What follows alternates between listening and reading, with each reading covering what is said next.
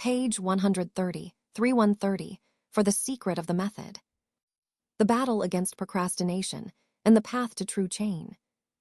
Episode 130, 134. What if the biggest enemy of your success was not weakness, but delay?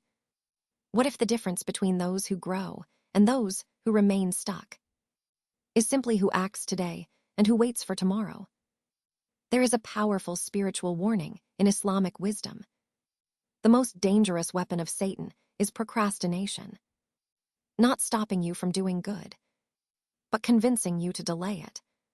Today's episode explores sincerity, intention, leadership, self-awareness, and the spiritual psychology behind real change. Segment 1, when intention becomes action. Sometimes a person sincerely wants to do good, but cannot. Maybe they lack the ability. Maybe circumstances prevent them. Yet the text reminds us of a powerful truth. If a person says sincerely, "If I had the ability, I would be among those striving for good," then that intention itself becomes meaningful. When sincerity is real, God sees it. This is why intention is a condition for action. In Islam, actions are not measured only by what we do externally. They are measured by what exists in the heart. And God does not wrong anyone, even the weight of a mustard seed. Segment 2, the weapon of Iblis. The text highlights something extremely important. The weapon of Iblis is procrastination. He rarely says, "Do not do good." Instead, he whispers, "Do it later. Start tomorrow. You are not ready yet." And slowly, days become months. Months become years. And the opportunity disappears. But beneficial knowledge combined with righteous action defeats this trap. Even a small action that follows divine guidance is better than a large action that leads to innovation and deviation. Segment 3, the power of trust in God. The passage introduces a beautiful reflection. Think about how easily we trust strangers. When we board a plane, we trust the pilot. When we sail on a ship, we trust the captain. Often, we do not even know their names. Yet we trust them with our lives. So the text asks a powerful question. If we trust human pilots, how can we struggle to trust the one who manages our entire existence? True change begins when a person develops certainty in God's management of life. That certainty brings peace. Segment 4, the peak of faith. The passage describes reaching a high spiritual stage. It calls it the peak of Islam.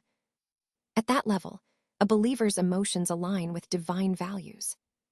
They love for the sake of God, dislike wrongdoing for the sake of God, support truth for the sake of God, oppose injustice for the sake of God. Their moral compass becomes clear. Their actions are guided by principle rather than convenience. Segment 5, the ship with a leak. The text gives a powerful metaphor. Imagine a ship full of people. Suddenly, water begins leaking through a hole. Would anyone say, "I will repair it later"? Of course not. Everyone would rush to close the breach immediately. Why? Because the survival of everyone depends on it. Societies also develop moral leaks. Corruption, injustice, ignorance. When this happens, reformers must act quickly. Reform is not arrogance. It is responsibility. Segment 6, the question that changes everything. The text asks a profound question. Who is your leader? This question goes deeper than politics. It is about spiritual leadership. If someone believes in God and his messenger, then they must ask themselves, do I truly love God more than my own desires? Do I follow the guidance of the prophet? Do I respond when truth calls me? Or do I ignore it? This self-questioning is essential for spiritual growth. Segment 7, repentance and reconstruction. The passage emphasizes repentance. Every human makes mistakes, but repentance repairs the damage. After repentance comes reform. After reform comes growth. Just like a building damaged by storms must be repaired, the soul must also be repaired after sin.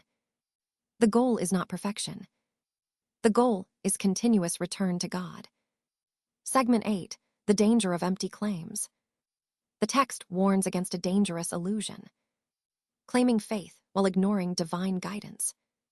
If actions do not follow the teachings of God and the prophet, then those actions may be rejected.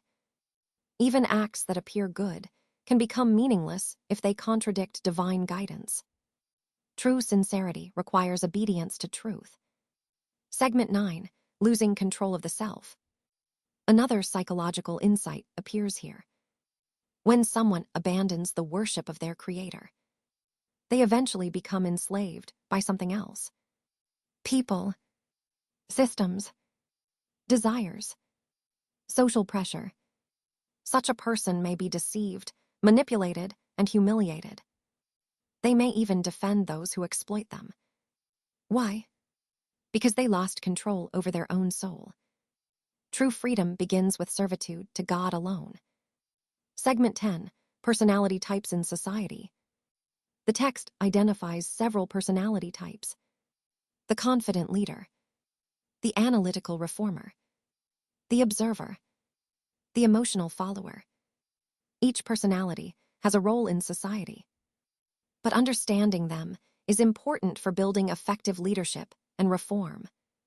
Self-awareness becomes the starting point, because transformation always begins within the individual. Segment 11. Observation versus analysis. The first stage of awareness is observation, learning to watch and understand reality. But observation alone is not enough. It must evolve into analysis. Without analysis, people make decisions based on emotions, biases, or incomplete information. And this leads to confusion. True understanding requires patience and reflection. Segment 12. The War of Perception.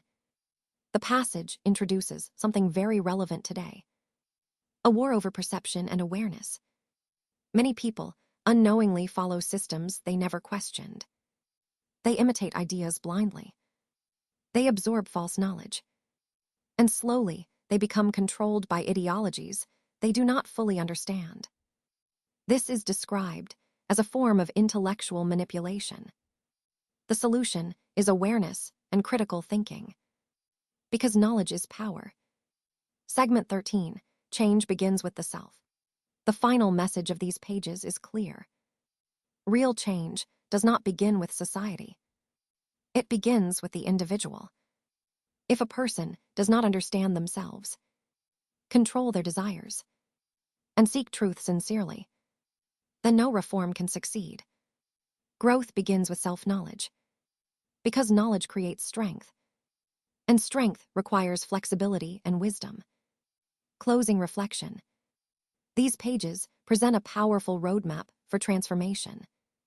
They teach us that sincere intention carries immense value. Procrastination is the enemy of progress. Trust in God brings peace and confidence. Self-awareness is the foundation of leadership. And real change begins within the individual. Step by step, through sincerity, through reflection, and through the courage to act today instead of tomorrow.